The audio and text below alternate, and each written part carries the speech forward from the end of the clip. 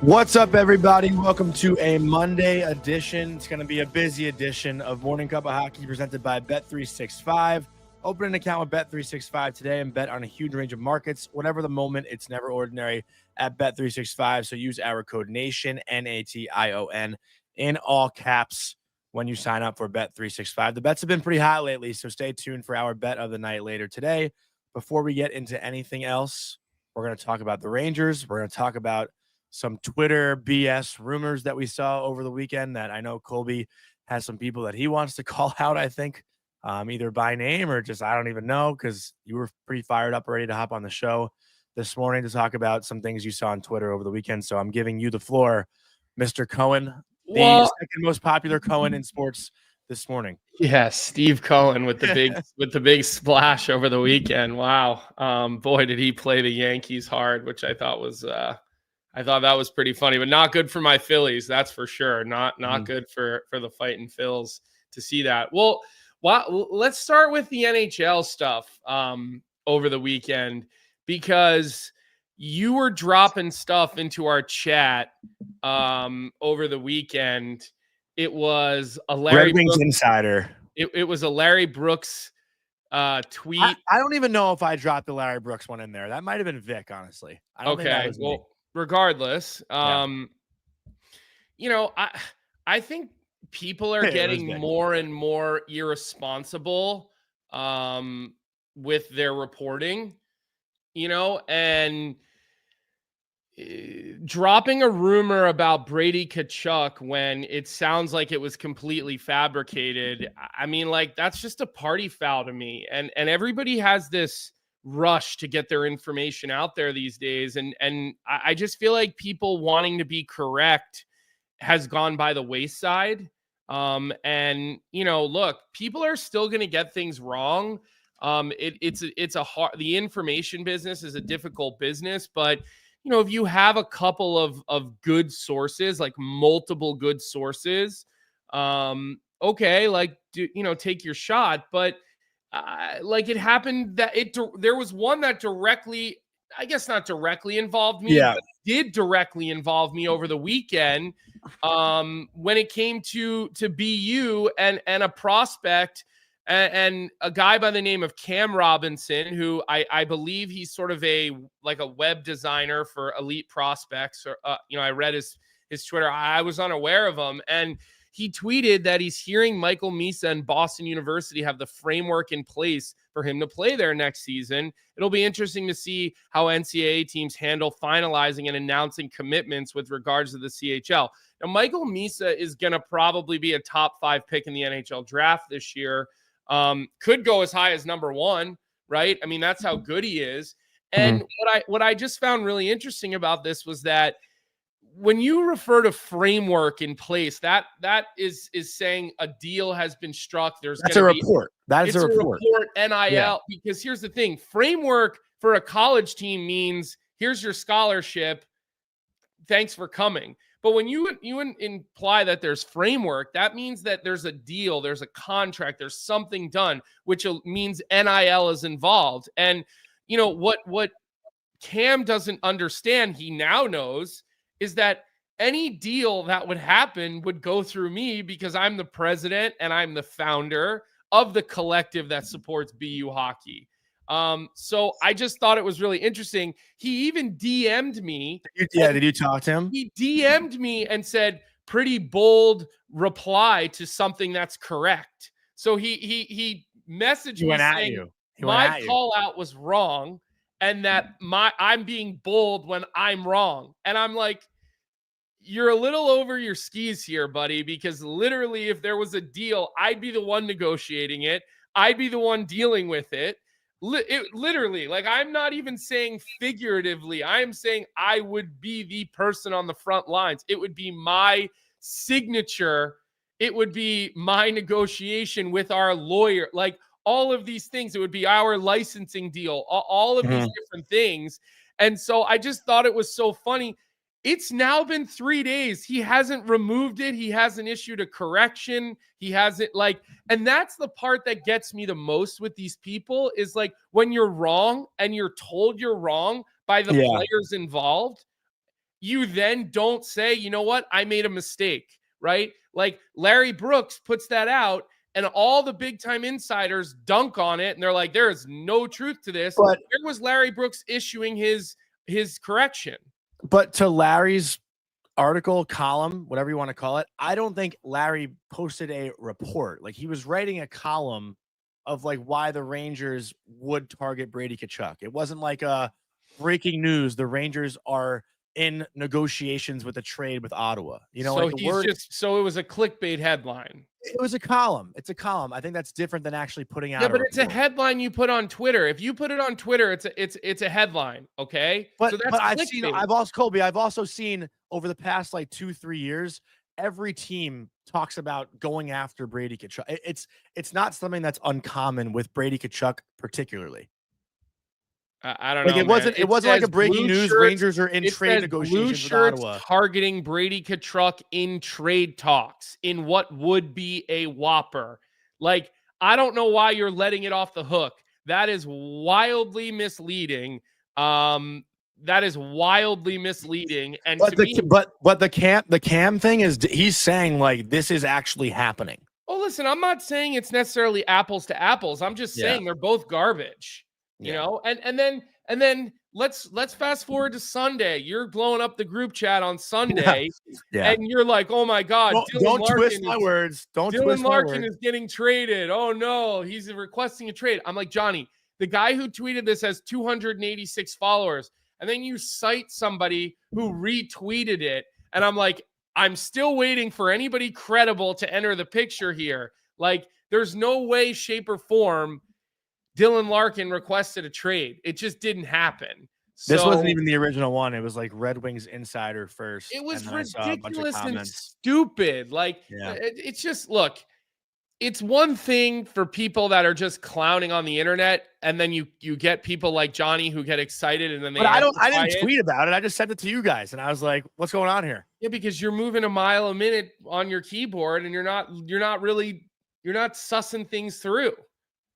I don't know if you guys hear that also. There's insanely loud construction going on. Nobody can hear it. Okay. Nobody can hear it. Well, I can't really hear you. So I don't know, man. I just thought some of this stuff, it gets out of control at times. You know, the one that I got involved with, I thought was pretty funny. I'm literally sitting there at dinner with my wife, and somebody sent it to me. Because I don't follow that guy. Again, I didn't know who he was. And I just thought it was interesting that I literally, he messaged me. I laid out the facts for him, and I've yet to see any type of correction.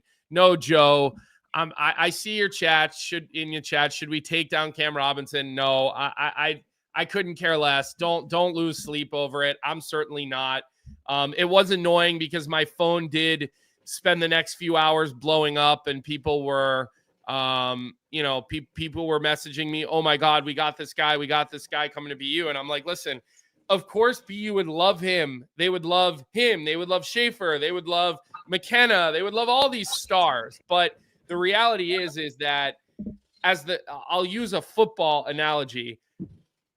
You're just took a knee in your end zone, and you're not even the drive hasn't even started yet as far as that goes, as far as Michael Misa goes. And to echo your sentiment, Big Willie style, I also heard that he's going to go to Minnesota. I did actually hear that. And then people were explaining to me that these players, rumors are going out, and they're lying to people because they don't want to be traded if teams know that they're losing them and they can do a rebuild and yada, yada, yada, yada, whatever. Not getting involved in it all. But if you're going to put out a report, and then somebody who's a frontline person, right, somebody who talks to the coaching staff every single day tells you it's false, and then you don't correct yourself, I think that's bad form. I think that's completely bad form. So let's move on, Johnny. Let's not give this any more hot air, okay? Yeah, I need you to keep going, though, because this construction is so loud. There's like a jackhammer going on in my back.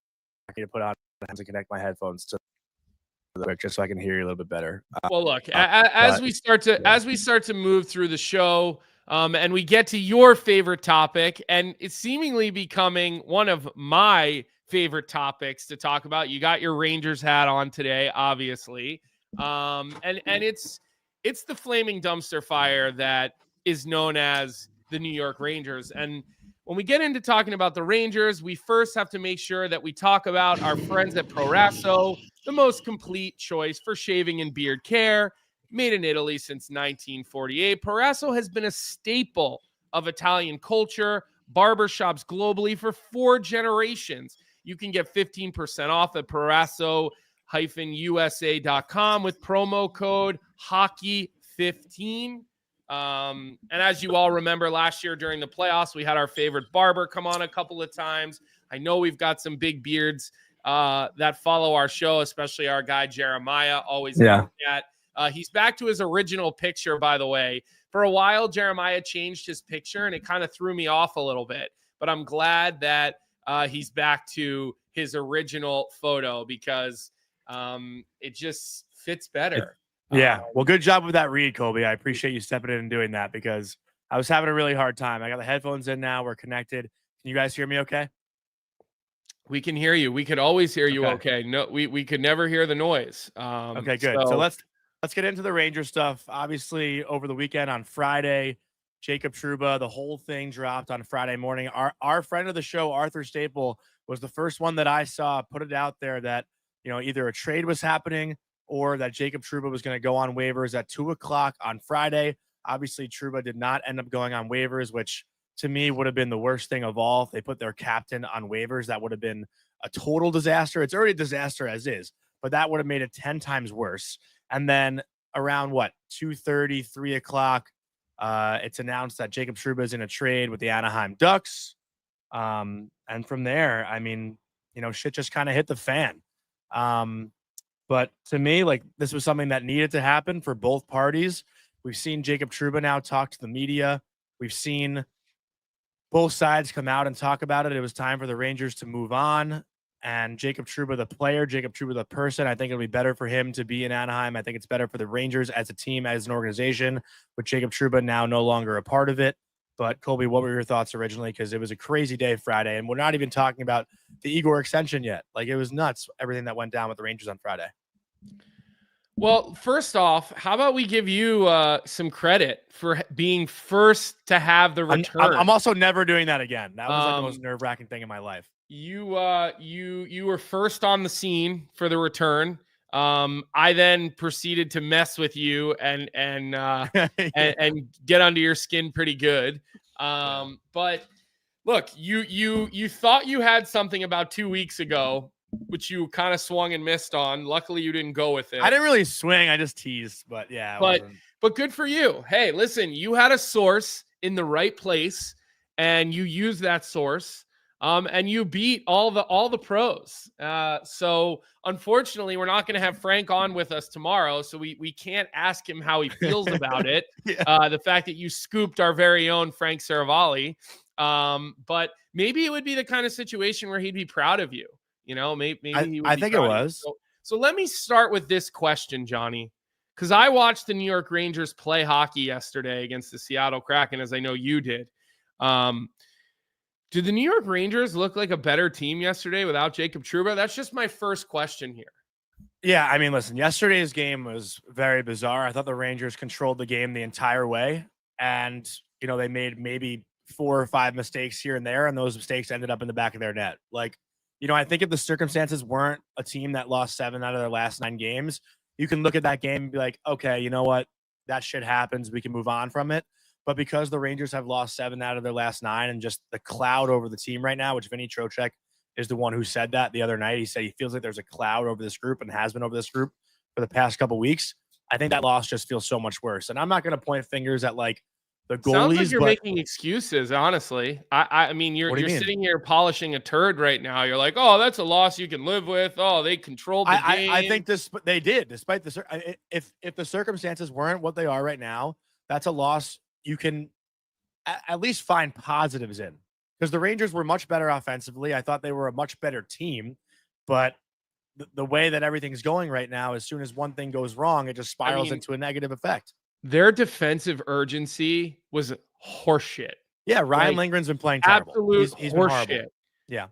I mean, it wasn't just Lindgren. How about the defensive urgency from Schneider on that goal, that slapper goal out in the slot, right? That little quick hit play where again, their defensive urgency, goal, the third goal. Their details. Yeah, they blew a lead and then they pushed, but like, I don't know, man. Like, really? You're gonna sit here and try to polish a turd with the New York Rangers? I'm not polishing a turd. I'm seeing the game. Doing. I'm seeing a game the way I see it. The Rangers were the better team in that game yesterday, and no one who watched that game can tell me otherwise. I don't know.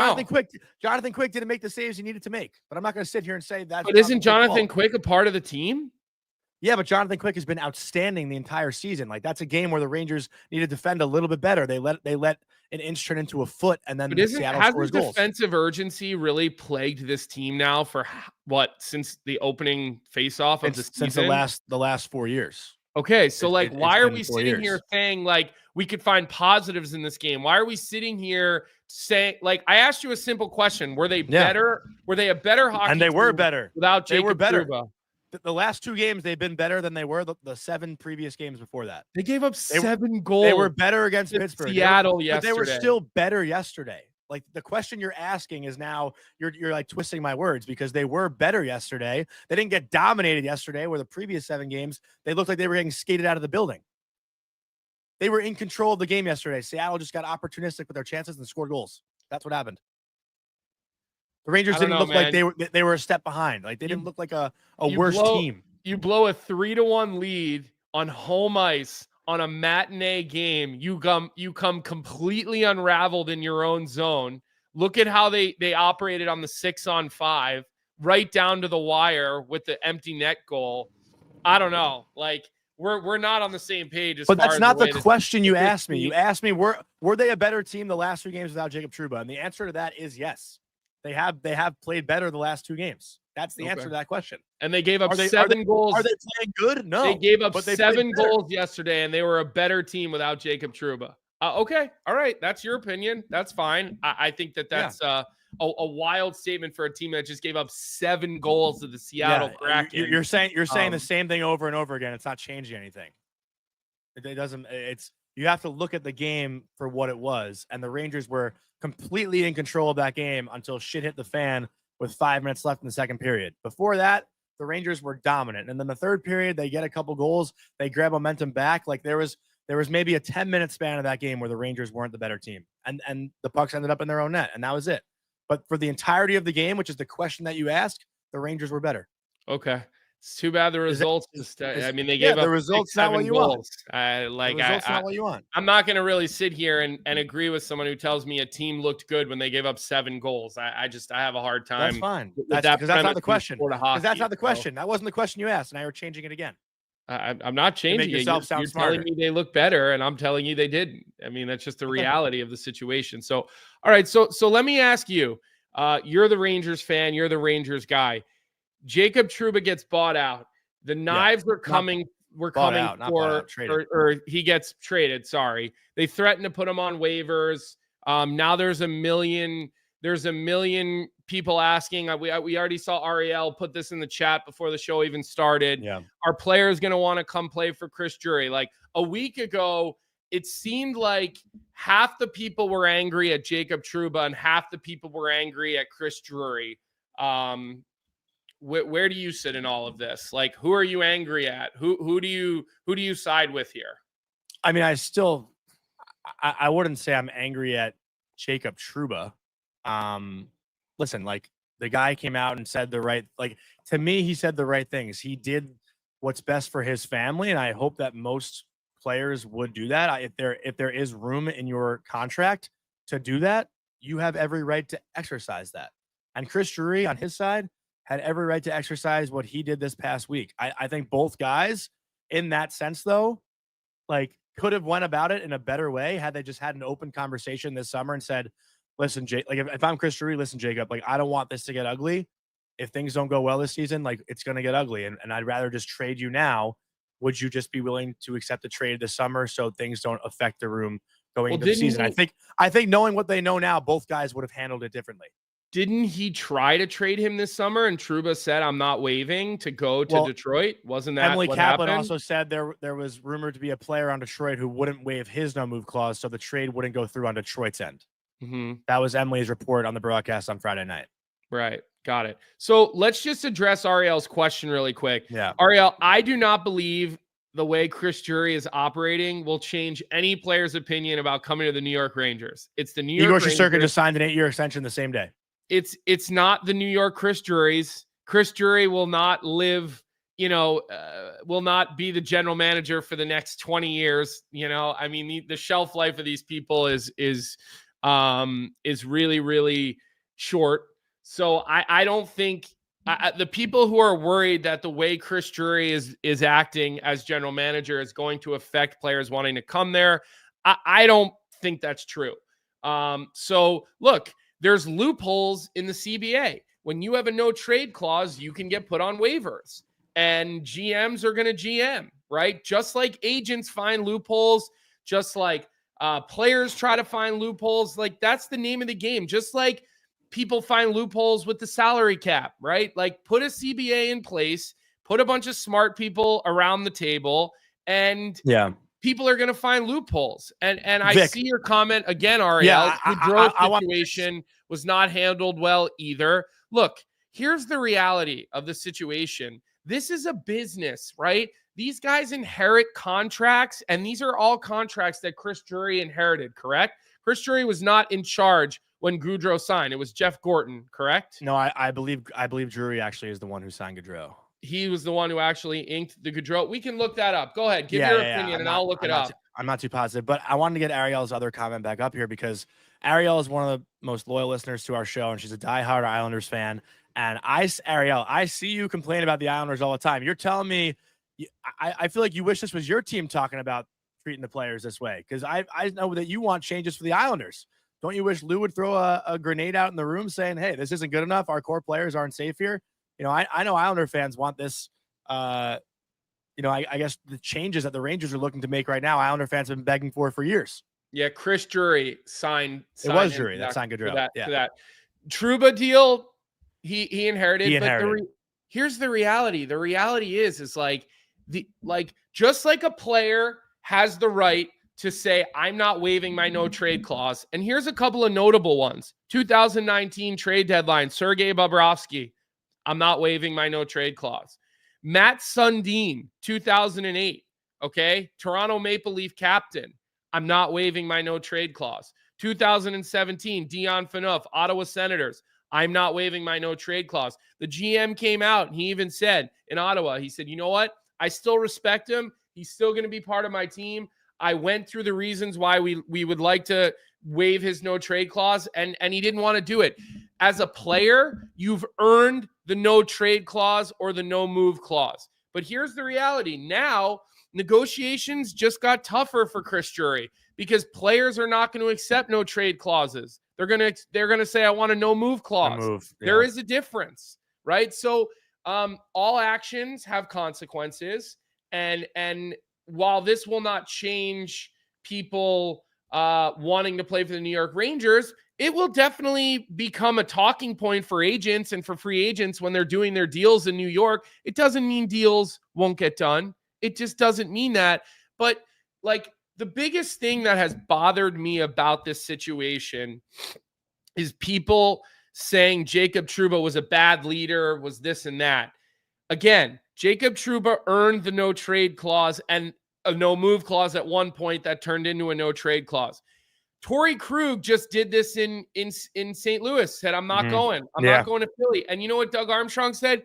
Okay, that's your prerogative. Like, we gave this to you. And so now you can exercise it. So some players do it. Some players don't do it, right? And, that's just the reality of a situation. But getting angry at him for that, like, I was thinking about it this morning. What happens if you signed a contract and like, I don't know. Like, I'm thinking a lot of people work from home now. So what if your boss tells you, we want you for this job and you can work from home, and then they turn around and they're like, you can't work from home anymore. Like, we're taking that out away from you, or you've got to go work somewhere else. Or I don't know, like I was running through different scenarios in my head and I couldn't really find something that was comparable, but I wanted to make it sort of more applicable to people who are, living everyday lives. Yeah. People leave those jobs. People leave those jobs if they're told they can't work from home anymore. Yeah. One of my friends said if a company hired him and told him he had to go back to the office every day, he would leave that job. So, it's like Mitch Marner this summer. That's another one Vic just threw in the chat, said, I'm not just going to waive, right? Like, so these players, they get their no trade clauses, their no move clauses, and it's their right to use them. Why do we never get angry at the team? We always go for the player, whether it was Shesterkin and he's selfish. And I said, well, hold on. I think the owners are selfish. Whether it's Trouba, whether it was Torrey Krug, whether it was Fano, it doesn't matter. I don't think anyone really went at Torrey Krug, though. I don't remember seeing any discourse about that.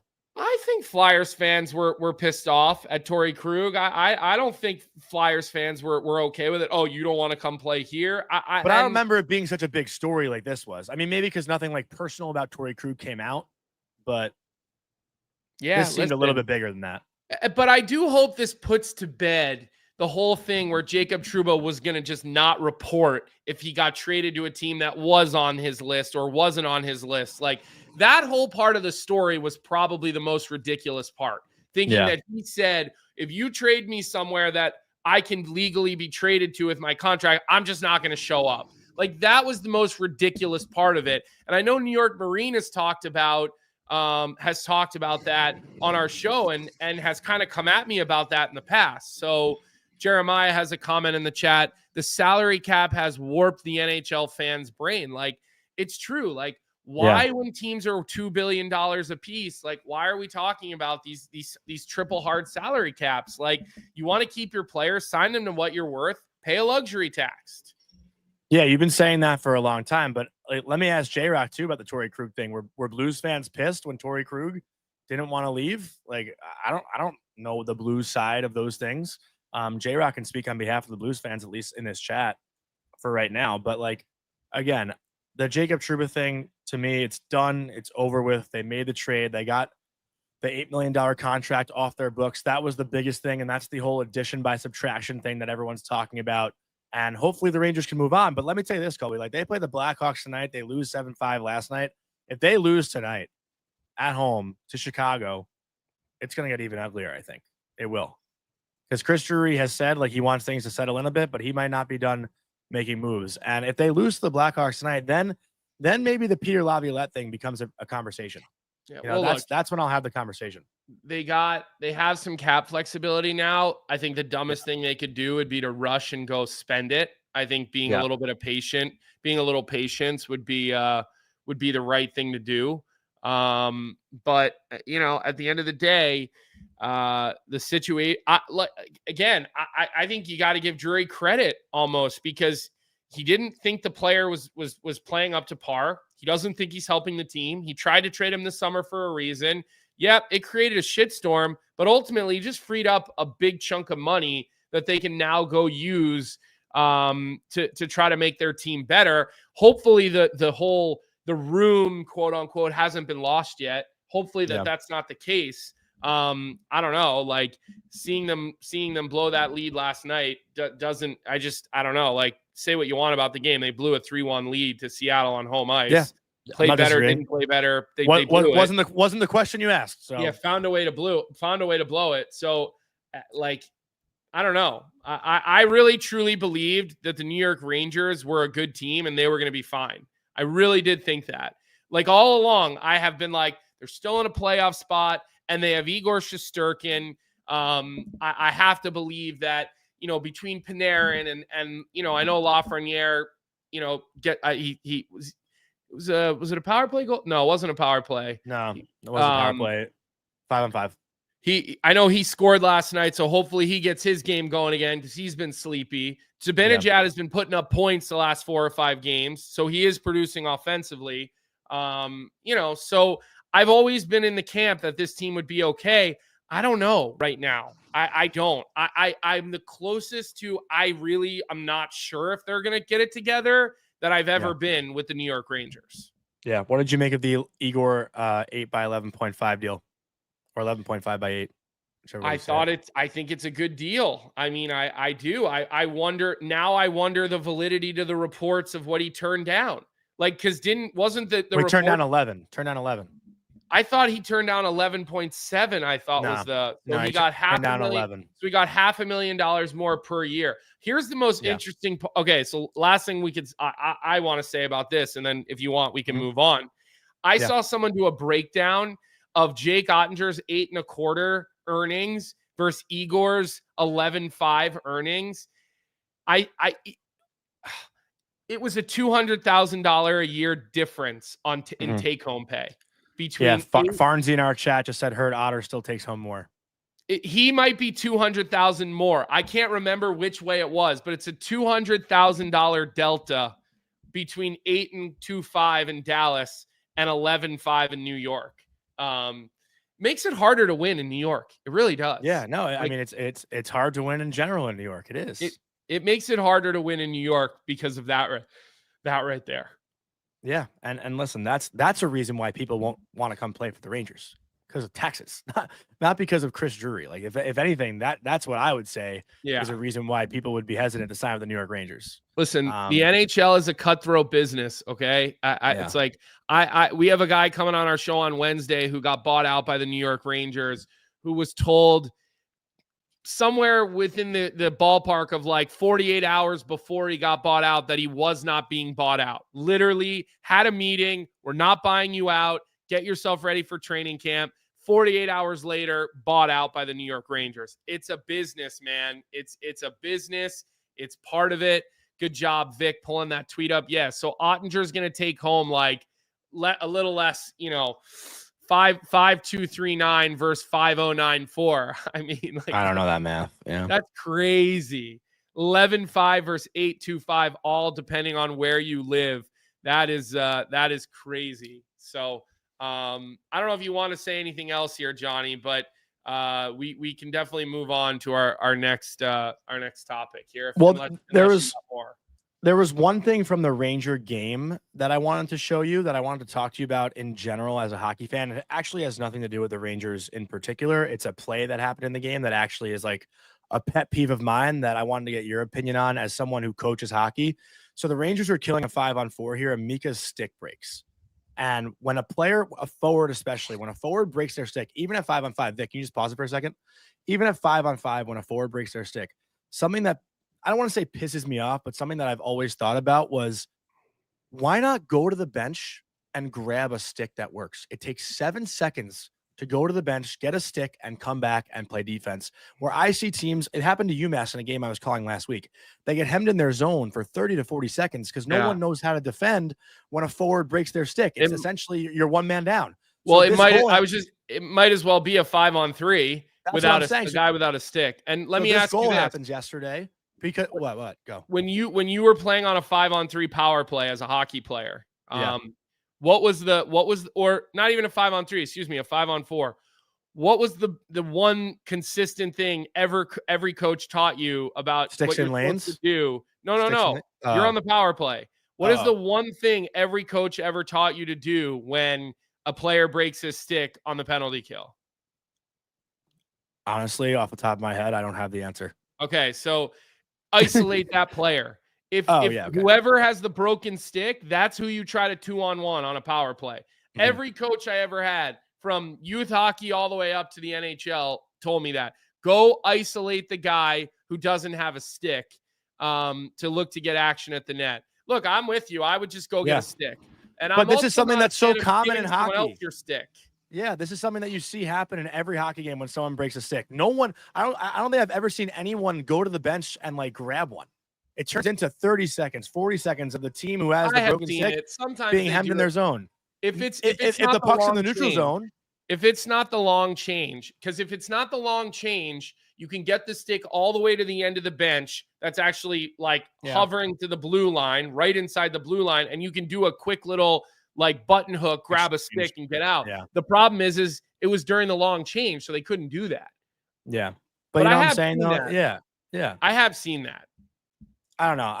I watched that goal happen and I'm like, you're standing there basically defenseless. It looks like it's a 5-on-3. Go to the bench and grab the stick and just get back to 5-on-4. If the Kraken score in the 7-8 seconds it takes to get to the bench, you can live with that over what the result was. I don't know. That was just my opinion, and I thought as a coach it'd be interesting to hear your opinion. But a lot of other things happened over the weekend. We'll get into John Tortorella, but before we do that, just want to give a quick word from our friends at Fountain Tire.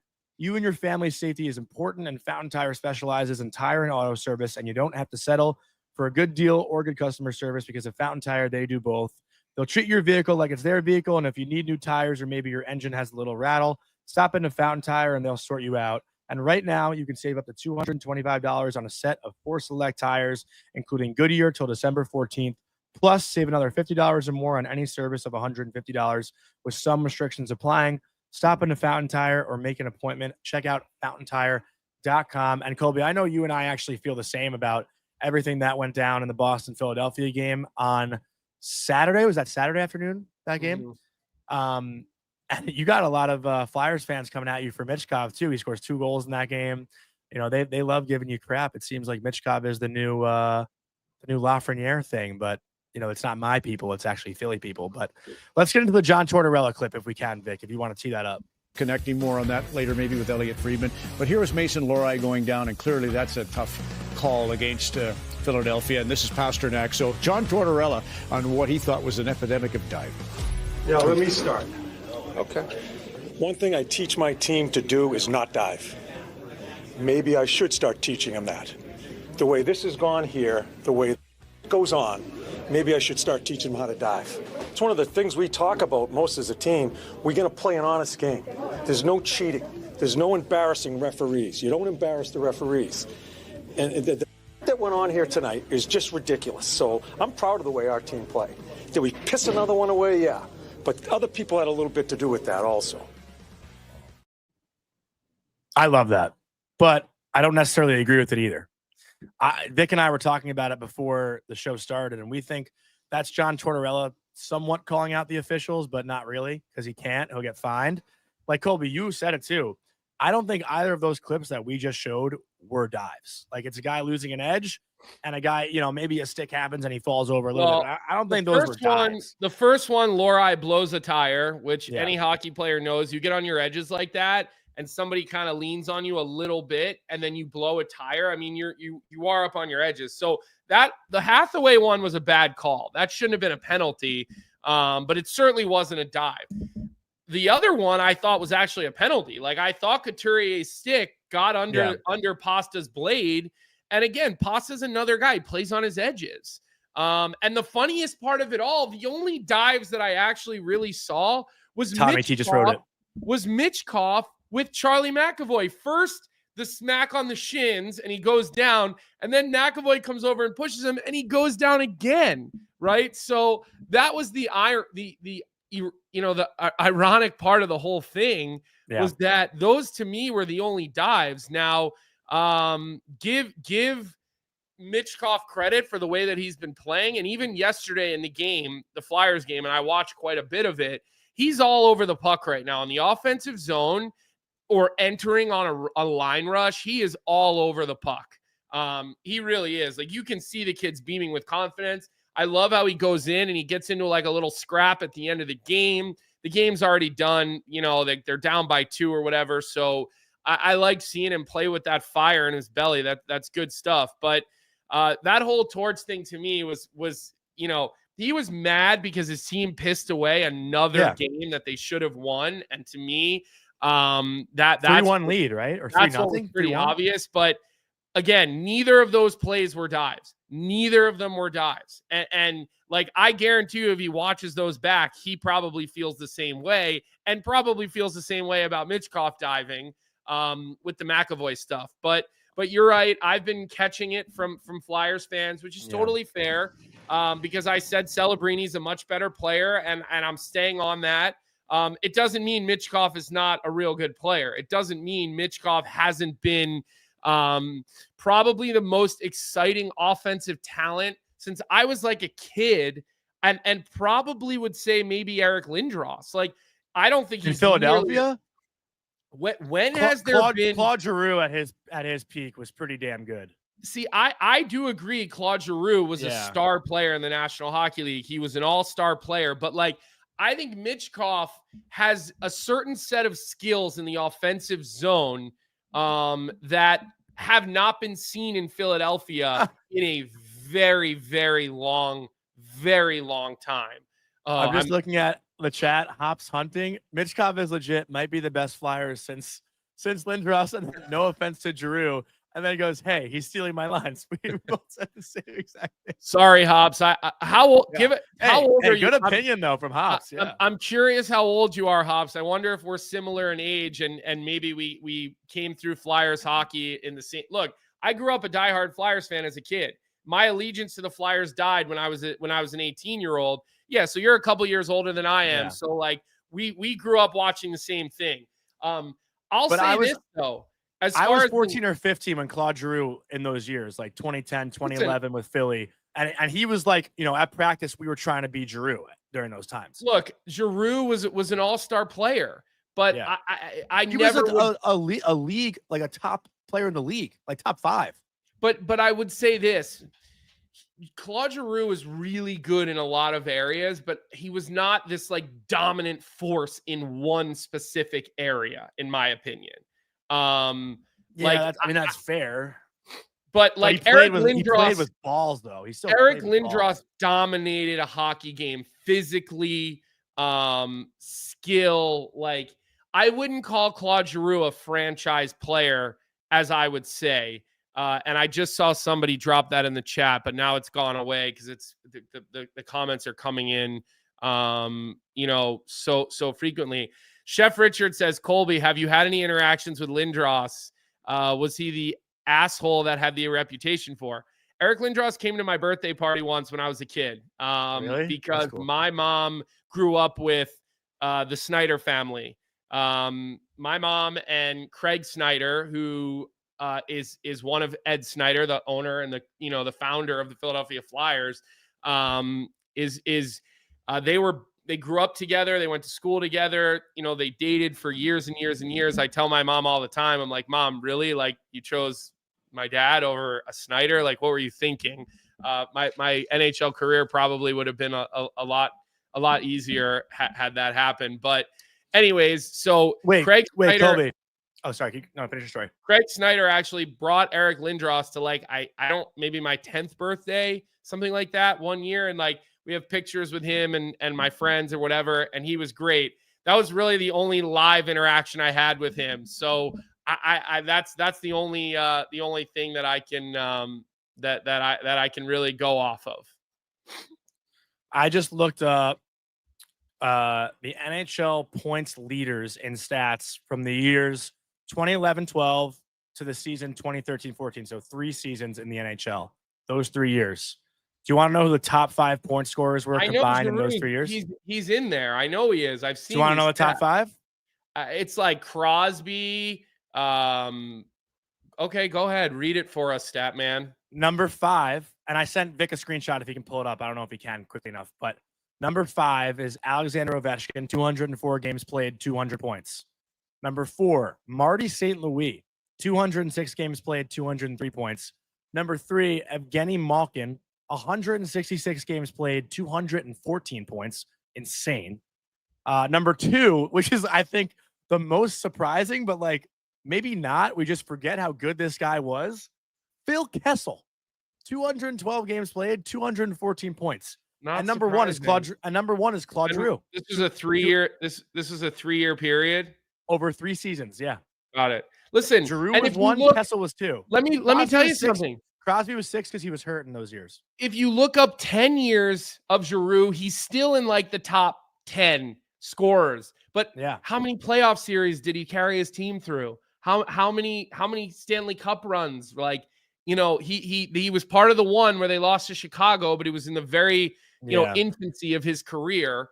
He wasn't even a stud at that point yet. I don't think. I'm just telling you what my eyes told me watching the Flyers for all those years, that Claude Giroux was a high-end star player in the NHL, but not like a franchise player that you build your whole team around, dominant type of player like Eric Lindros was. He was different. Now, I'm not saying I think that about Michkov yet either, because again, what Michkov brings you is in one zone. And I mean, he's doing it already at an elite level in the offensive zone. Like I'm saying he is doing it at an elite level in the offensive zone. His ability to create space, to make seam passes, to do things under guys' sticks, all while moving at full speed. I think he turned 20 today, or he turned 20 yesterday, they said on the broadcast. So it's really impressive.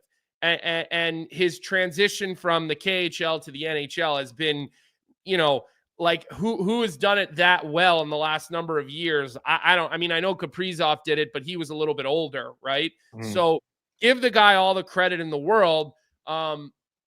Hopefully you start to see his game becoming a little more, the neutral zone, the defensive zone. But if he scores 85 or 100 points a year in the offensive zone, nobody's going to care about the other zones, right? But I still think you need to put a franchise centerman on that team. You still need guys that are going to play 200 feet to play with them. But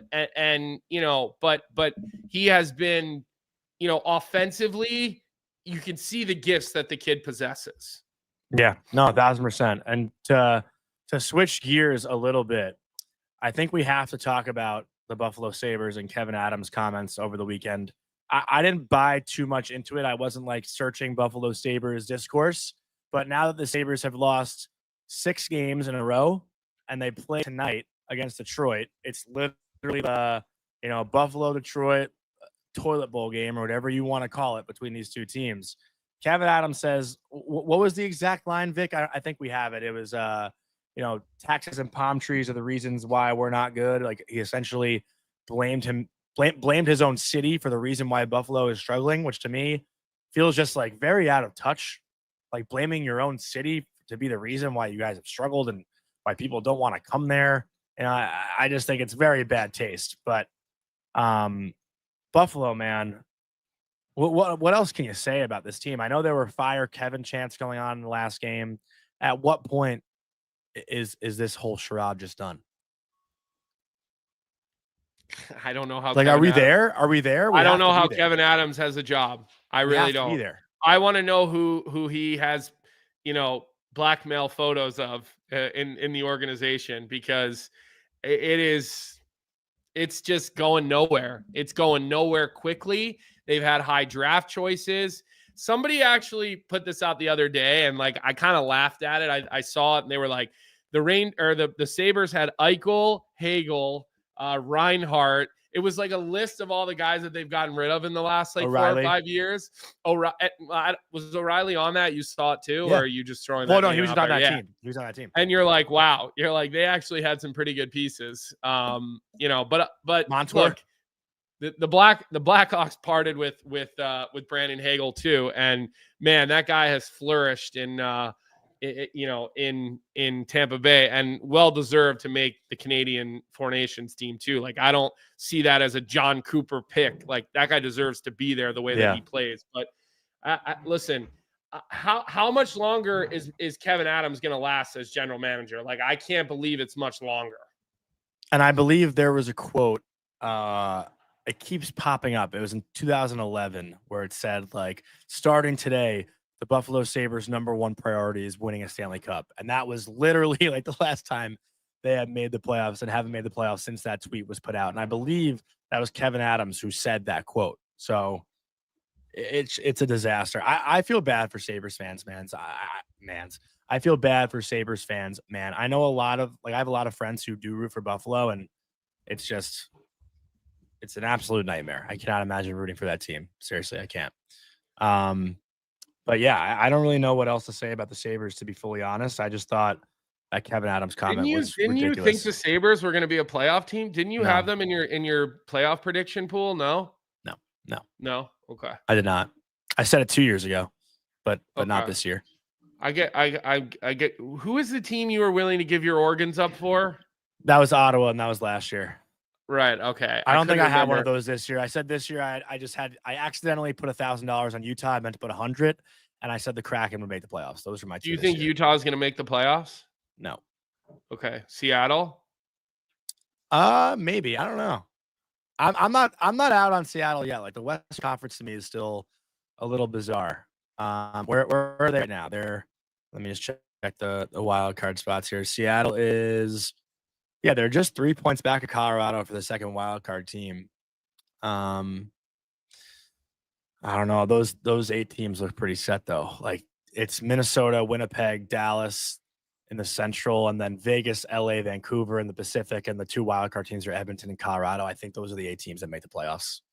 Yeah, Right. It's tough to pick one of those teams to fall out. Like maybe it's LA, but they've looked solid. I don't know. It's tough. How do you think Tage Thompson's feeling right now? Who's under contract for maybe the rest of his career with Buffalo? I mean, him, Cousins signed for 7-1. Cousins signed for 7-1. Thompson signed for 7-1-4. They both, I mean, they've got years and years and years. That's pretty much it up front. Everybody else up front is kind of 1 to 2 years on their deal with the. Yeah, I mean, they don't have anybody else really locked up. And then obviously the back end, Dahlin, Power, Samuelson. I feel like if you're going to move off of Kevin Adams, now would be the time to do it. Because there is going to be roster flexibility here in the very near future. I mean, you basically have 5 players locked up long-term, and then nobody else has more than this year and next year. And you've got 4.437 in cap space right now. You've got 7 contracts you can still take on. Like they're actually in a healthy place with that. They own their first, the next 3 years. They own their seconds. They own their thirds. So they have draft picks. So if you're gonna go out and find your next GM, now's the time to do it. Now's you're gonna send a message to the fan base. Hey, we're gonna rebuild again, even though this one didn't work. Well, I'm not saying you say you're going to rebuild. I mean, you kind of have these pieces. Like, I mean, you're going to have $1 zillion in cap space in the next 24 months. Think about it. The cap's going up, and it's going up and up. Yeah. And then you're literally dropping like Zucker's $5 million is done after this year. Tuck's got $4.75 for 2 years, and then he's a UFA. He wants to get to open market, right? So you might as well trade him and get some value for him because he's probably not re-signing with you. Greenway's $3 million is up. McLeod 2.1, that's up. Lafferty's got 2 years at $2 million. Kubel's got 1.5, his is up. Krebs is 1.45 this year and next. Like it's just, and then it's all guys who make $800,000 and $900,000 and who basically have 1 to 2 years left. I'm just saying you're at a crossroads now, right? With the way that your roster is constructed and the future's kind of looking at with only 5 players signed long-term. And I didn't even look at the goalie. Sorry. The goaltender signed long-term as well. So 6. And then Johnny's Calder pick, Devin Levi's in Rochester. Yeah. But ultimately, like, get the next guy in, right? Go get the future GM. But Vic just made a point too, Colby, that it's going to turn to Chicago where you're overpaying for veterans, for people to sign there. Like, they're going to have all this cap space, but who's going to want to go? Taylor Hall is like the last free agent to sign in Buffalo, and he left within the same season. Mm-hmm. Like who really wants to go there? Charles Ferris is asking, where do you see the contracts now that Cap Friendly is gone? I look at capwages.com. To me, it looks exactly like Cap Friendly. Like it's a complete mirror of Cap Friendly, Cap Wages. So, I don't know. Like Jeff Merrick in the chat, the story of the Sabres is it rushed too many. They rushed too many guys to the NHL. Yeah, there's probably a lot of truth into that. And yeah, you have Jack Quinn, you have Zach Benson. Like you do have some of these younger players. Krebs is still kind of looking for consistency in his game. I don't know. I just think why let Kevin Adams continue to sit on his hands and make the wrong decisions when like this is inevitable. So just do it. Pull the Band-Aid off. Let the new guy get in. Let the new guy manage the trade deadline this year. And start trying to figure out how you're putting a roster together that's going to be competitive, or you're going to have zero fans in your stands. So Buffalo's a mess. not as big of a mess as the rain. No, I'm just kidding. But hockey in New York. No, it's hockey in New York. It's not a Islanders, good time for hockey in New York. No. But Buffalo and the Rangers are two different messes for different reasons. Like, listen, I'm not saying it's hard to compare the two, but like Ranger fans, I feel like have had so much hope and so much letdown, where Buffalo fans have never even like been teased though for hope, if that makes sense. You know, like you've got G in the chat that says the Bills will win the Super Bowl. Buffalo fans will be showcased on a national level. Guys will end up wanting to go there. Guys want to go there so they can root for a football team. Josh Allen looks dialed. I don't know if I agree with you as far as that will make guys want to go there, G, but I will say the Buffalo Bills look like it's finally going to be their year with Josh Allen. So let's get to Bet365, Johnny. I know you got to get to morning skate. I got to get to soccer practice with Sloan. So Ariel's coming in with her Islander takes now. She's saying that the Islanders healthier, a better team than the Rangers. Anyone's a better team than the Rangers right now, Ariel. Like let's call it facts. I mean, the Islanders won their first back-to-back games, and like Ariel's feeling it right now. Now she's feeling it about the Islanders. Yeah, I love when she's in here though. It's fun. It's good banter. But let's talk about our bet of the night, which actually does involve the Rangers. We're going Rangers Chicago over 6 tonight at plus 110 on Bet365. The Rangers are playing the second. Ariel, Johnny seems so sad. I'm so sorry. The Rangers playing the second leg of a back-to-back. I don't know who's going to be in net tonight. Dylan Guerin is up because Igor's wife was in labor yesterday. So we don't know if Igor Shesterkin will be back. I'm going to Rangers morning skate right after this. So we will be able to figure out who's new in dad bump is real. New dad bump is real. I don't know if she's given birth yet. I haven't seen anything on that. Loft hasn't texted you? No. People are going to believe that though. You got to stop saying that. He never texts me. I don't have his number. We don't party together. Who said you guys? None of that's true. But it could be Jonathan Quick and net again tonight on the second level back-to-back, or Dylan Guerin might get the start tonight. Chicago, the one concern here is the Blackhawks have a really hard time scoring more than 2 goals a game, but you have to imagine against a team that gives up as much as the Rangers do defensively, Chicago will get their chances tonight. And the Rangers, they have been scoring goals in the last 2 games. They got 9 goals in the last 2. Power play's been buzzing a little bit, so maybe they can get it going tonight. I like the over in this game. I don't trust either team straight up. So over 6 in this game at plus money. The line moved from 5.5 to 6 recently. So that's what we're going with tonight. Not much else to say on today's show. Colby, you want any final thoughts? I'll just say this. It was just brought to my attention by Mr. 3 p.m. The Sheet that Anthony D'Angelo has been named to the All-Star game in the KHL. Friend of the show. I saw him coming after you on Twitter over the weekend. No, that was good. That was good fun. That was good. I actually chirped him. He's like, Mitch Cobb's always in the right places. He just has such good hockey IQ. And I was like, give us a breakdown. He goes, that's your job. That's fine. Listen, the best goal scorers in the National Hockey League in the history of the National Hockey League, it looks like they score easy goals. It's because they're always in the right spot, which is just a skill. It's a hockey IQ thing and a skill. So I think that's pretty much all we have for everybody today.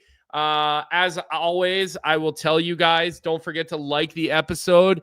Don't forget to subscribe to the Daily Faceoff YouTube channel. 9 a.m., obviously, always here with us. You've got DFO live at noon with Frank Saravalli and Tyler Yaremchuk. 3 p.m., you've got Jeff Merrick on the sheet. I saw he's having Brendan Burke on the show from the NHL Department of Player Safety, which that's a pretty good get because the NHL Department of Player Safety doesn't do interviews, right? Like, how often does George Parros come out and do? And I've even asked Parros to come on our show before because I know him a little bit, and he's a great guy. Like, I really like Parros, but he's like, yeah, we don't really do that kind of stuff. So that's a really, really good get by Jeff on the 3 p.m. today. I'm pretty sure it's today's episode that he's having Brendan Burke on the show. Excuse me, I'm saying Brendan Burke, Patrick Burke, his son Patrick Burke, who works at the league office and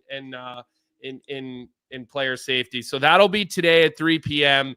That's a bad every day at 3 p.m. Alex and Kingston's asking when the sheet is live. So every day at 3 p.m. Eastern time on the Daily Faceoff YouTube channel for those who haven't been watching. And then the other 2 shows, we've got DFO Rundown every Tuesday and Thursday. We've got Frankly Speaking every week. And then we've got Down to Earth, which is a bi-weekly podcast that's been doing really well on the network. So you've got people in the East, you've got people in the West, you've got the U.S. presence, we've got Canadian presence.